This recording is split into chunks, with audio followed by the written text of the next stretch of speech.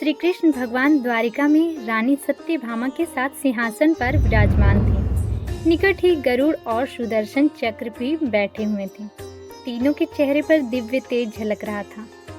बातों ही बातों में रानी सत्यभामा ने श्री कृष्ण से पूछा कि हे प्रभु, आपने त्रेता युग में राम के रूप में अवतार लिया था।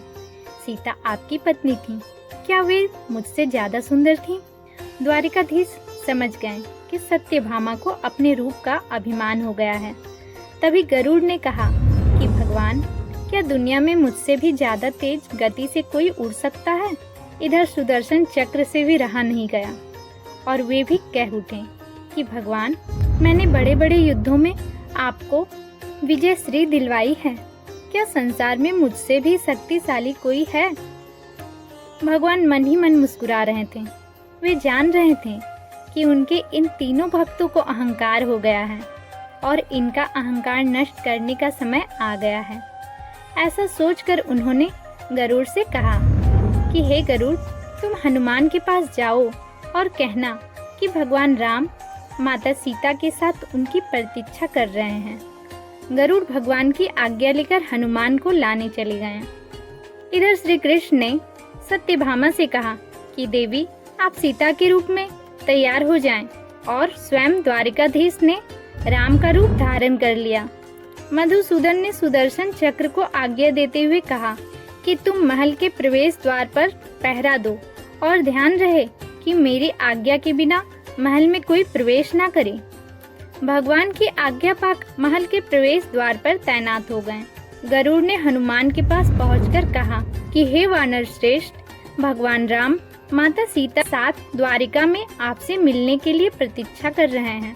आप मेरे साथ चलें, मैं आपको अपनी पीठ पर बैठाकर शीघ्र ही वहां ले जाऊंगा। हनुमान ने विनय पूर्वक गरुड़ से कहा, आप चलिए, मैं आता हूँ। गरुड़ ने सोचा, पता नहीं यह बूढ़ा वानर कब पहुँचेगा। खैर, मैं भगवान के पास चलता हूँ। यह सोचकर गरुड़ शीघ्रता से द्वारिका की ओर उड़े। पर यह क्या, महल में पहुंचकर गरुड़ देखते हैं कि हनुमान तो उनसे पहले ही महल में प्रभु के सामने बैठे हैं। गरुड़ का सिर लज्जा से झुक गया। तभी श्री राम ने हनुमान से कहा कि पवन पुत्र, तुम बिना आज्ञा के महल में कैसे प्रवेश कर गए?